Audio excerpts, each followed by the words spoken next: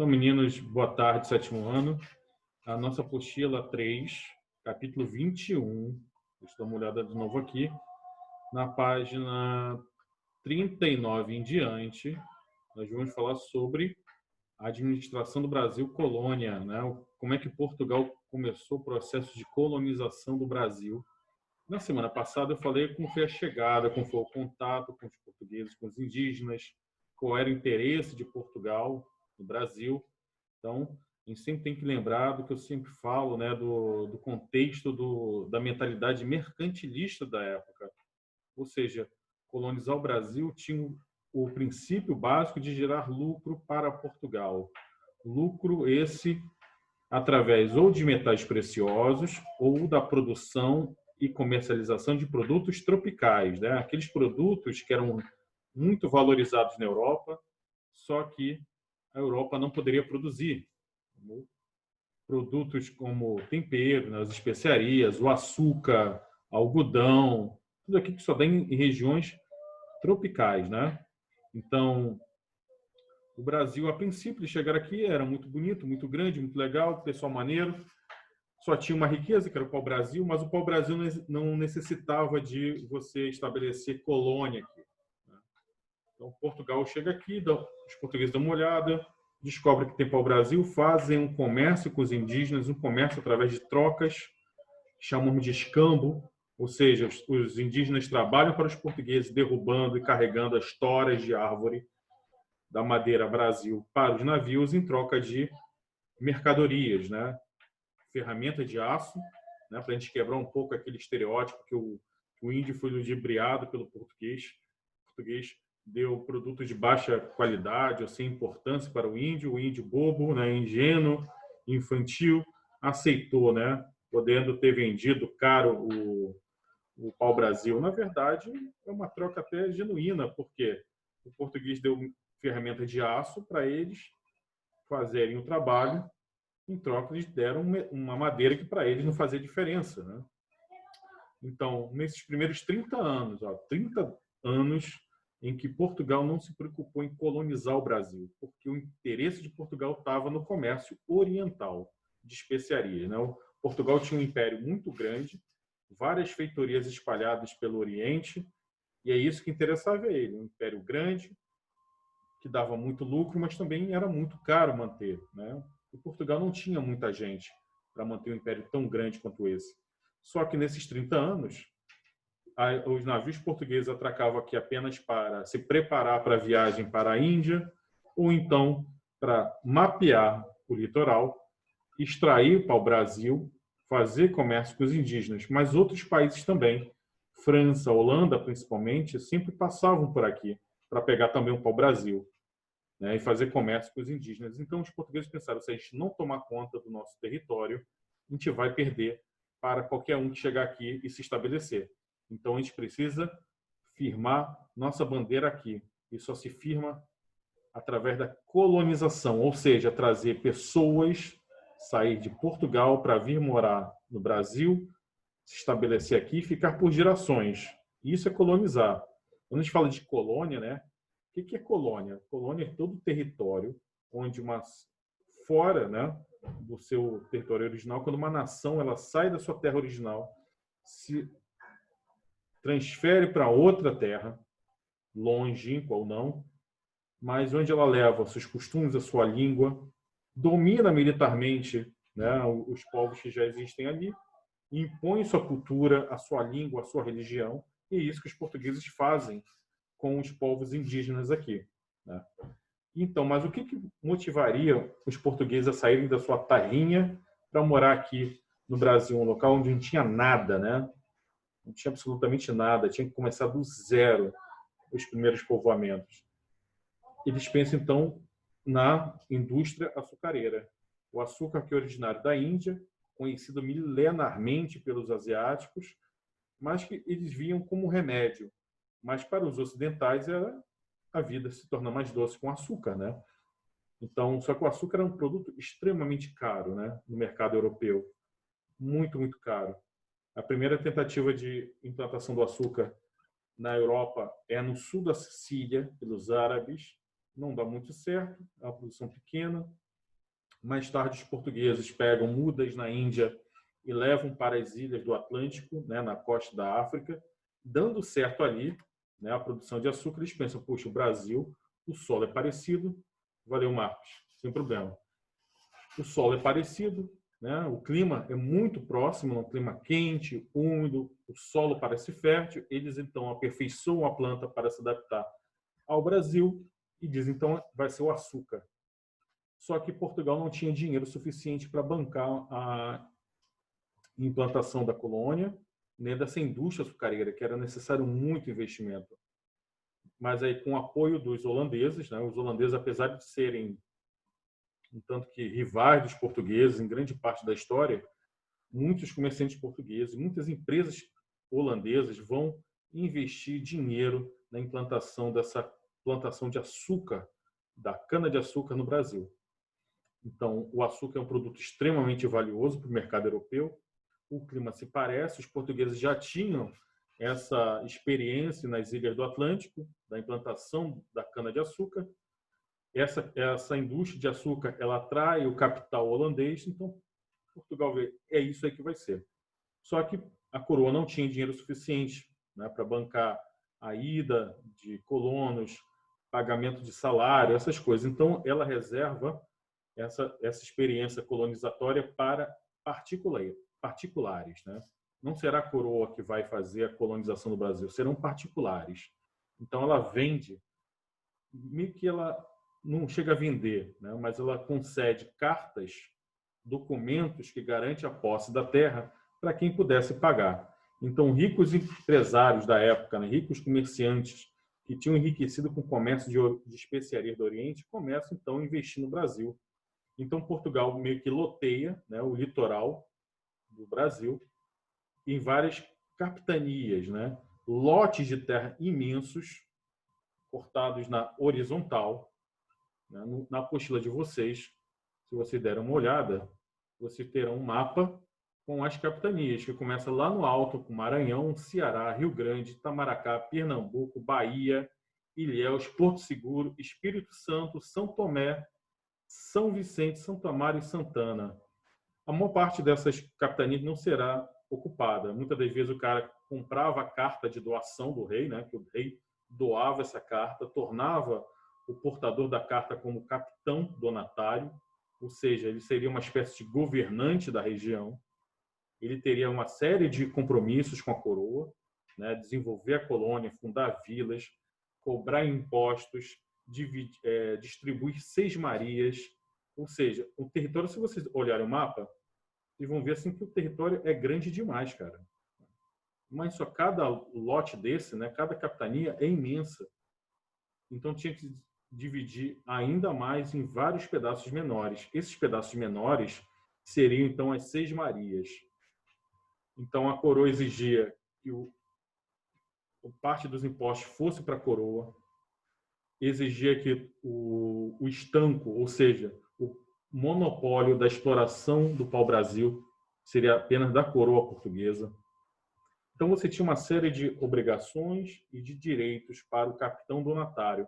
Essas capitanias serão chamadas de hereditárias porque, apesar da terra não ser do capitão, né, de quem comprou, né, de quem pagou pelo esse documento, a carta foral, a carta de doação e a carta foral, a carta de doação garante a posse da terra. A carta foral estipula quais são os deveres e direitos do capitão. Era chamada de hereditária porque passaria de pai para filho indefinidamente, né? Mas a terra não pertence ao cara, né? Pertence à coroa portuguesa. É como se fosse arrendada, tá certo? Então, vocês vejam um mapa. Só que esse sistema de capitanias, ele até atrai, né, alguns colonos, né? 400 famílias vão se transferir de Portugal para cá. E lembrando que Portugal é um país que desde aquela época tinha uma população muito pequena, né? Diz que daqui a 100 anos a população de Portugal vai cair um terço, vai se reduzir um terço do que é hoje, mas já daquela época já era pequena. Com as grandes navegações, a população portuguesa só decai. Isso é um grande problema. Mas por que esse sistema, que aparentemente é até uma boa ideia, não deu certo?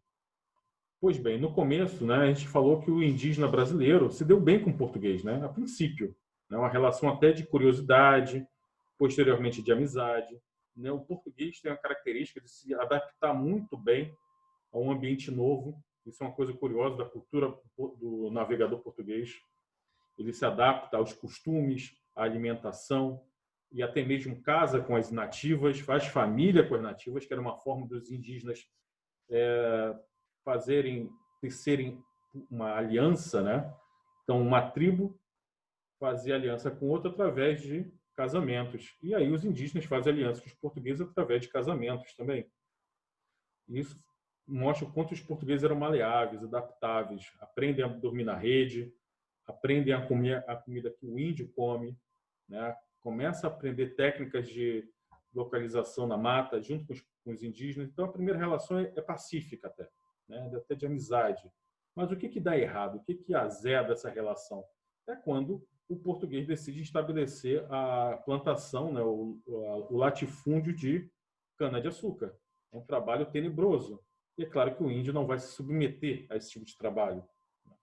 O índio está acostumado, né, com seu estilo de vida caçador e coletor, seminômade, ou seja, ele caça quando precisa, ele coleta o que a natureza lhe fornece, frutos, tubérculos, né, raízes, sem precisar se preocupar muito com lavoura. O índio brasileiro ele conhece a agricultura, mas a agricultura pequena, limitada, e quando a região não tem mais a oferecer nada, ele se muda para outra região. Agora, ficar preso a um latifúndio, trabalhando que nem um desgraçado o ano inteiro para colher algo que ele não sabe para que serve, né? E ninguém vai encher a barriga de cana de açúcar, né? Isso é para o mercado exterior. Então, aí começam os atritos. Algumas tribos vão começar a se tornar hostis aos portugueses, né? Eles vão começar a se tornar muito hostis. E aí começam a atacar os povoamentos portugueses. E nessa guerra, muitas das vezes os portugueses levam a pior. Então, um dos fatores que vai levar o sistema de capitanias hereditárias a não dar certo é justamente isso, o conflito com o indígena. Outra coisa, a distância entre o Brasil e Portugal, né? Então, Portugal tinha que administrar o Brasil, mas estava longe demais, 2 meses, né, no alto mar de viagem, né? Qualquer problema que acontecesse aqui no Brasil, até ter uma resposta da coroa, levava-se muito tempo. Terceiro ponto que aqui a nossa apostila nos estabelece é assim, o desinteresse de alguns donatários.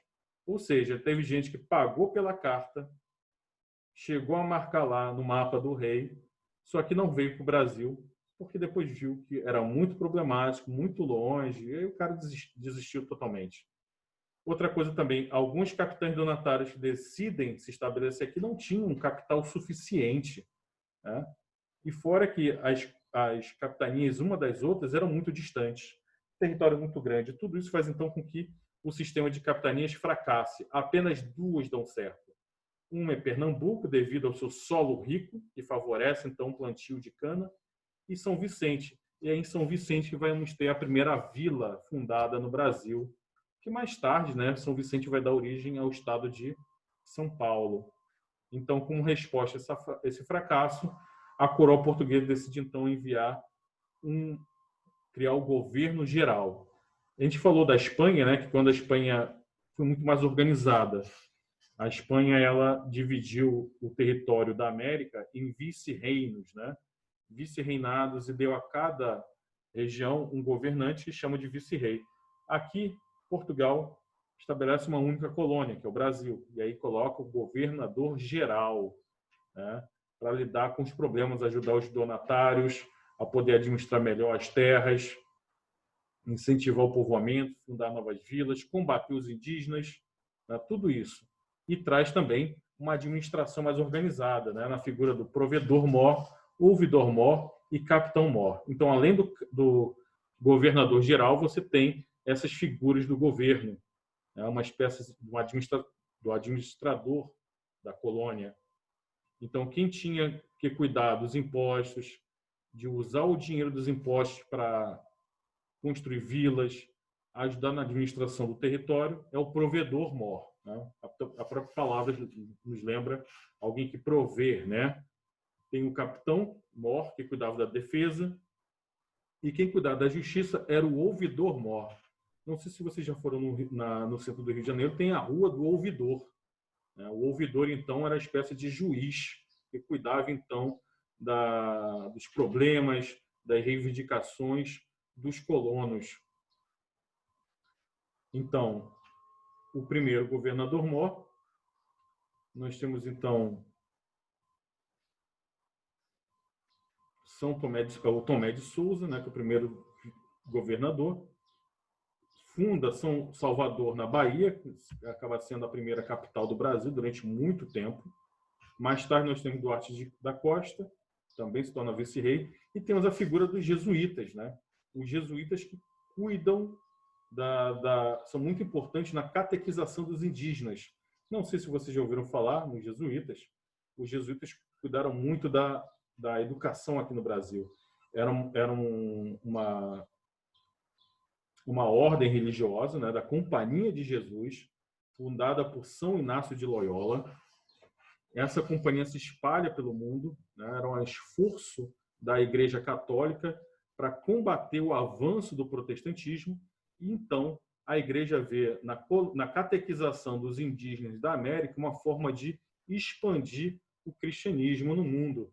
E a figura do jesuíta é muito importante, porque são jesuítas que vão, por serem pessoas muito estudadas, né, tinham uma formação muito boa, principalmente em estudos clássicos, linguísticos, falavam latim, né?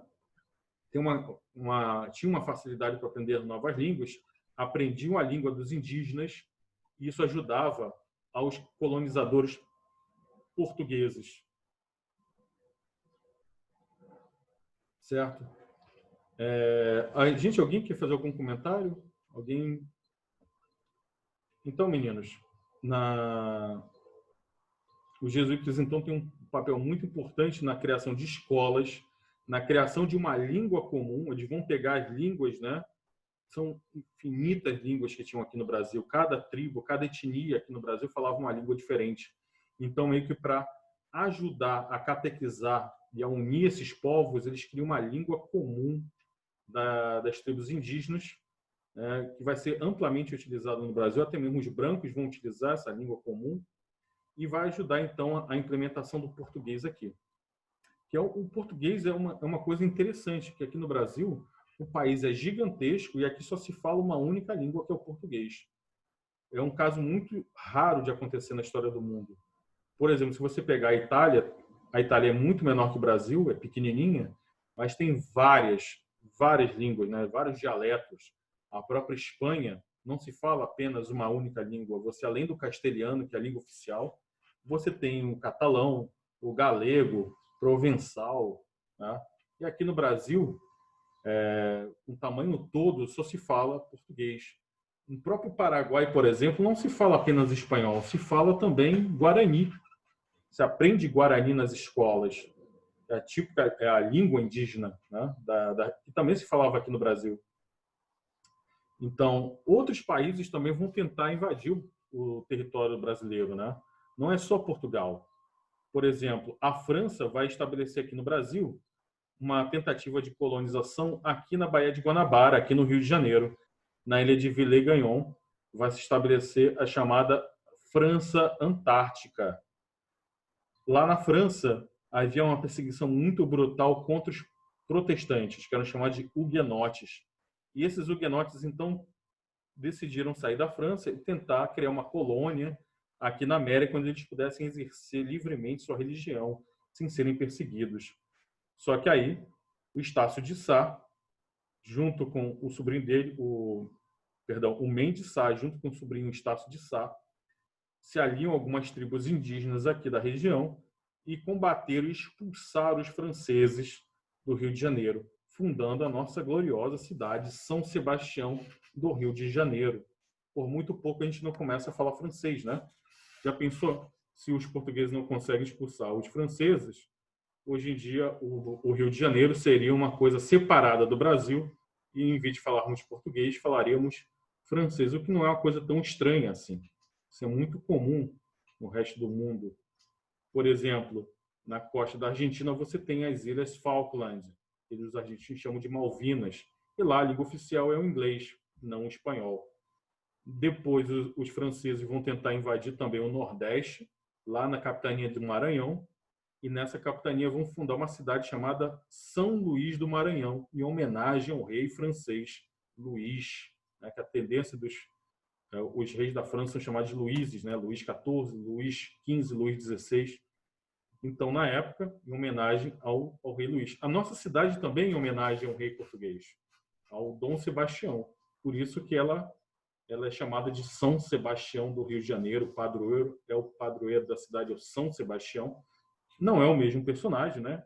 Não é um santo, outro é o rei, mas o rei é batizado em homenagem a esse santo e a nossa cidade é em homenagem ao santo e em homenagem também ao rei português que havia acabado de nascer. Então, os franceses estabelecem em São Luís do Maranhão, tentam fundar a França Equinocial. Aqui no Rio de Janeiro seria a França Antártica. Lá no Maranhão, França Equinocial. Também não dá certo, eles são expulsos. E aí, então, os franceses saem do Brasil e se fixam na Guiana, que até hoje pertence à França, em algumas ilhas do Caribe, como o Haiti, por exemplo, né? E na América do Norte também, onde há hoje os Estados Unidos, também eles vão fundar colônias como Louisiana, Missouri, Massachusetts. Não, Massachusetts não, mas a Louisiana, com certeza, é uma colônia também francesa lá na América do Norte. Gente, algum comentário? Alguma dúvida até aqui? Tudo bem? Então, gente, vamos fazer o seguinte. Daqui a pouco eu vou postar as atividades. Não deixem de fazer, tá? Quem mais falta entregar a nossa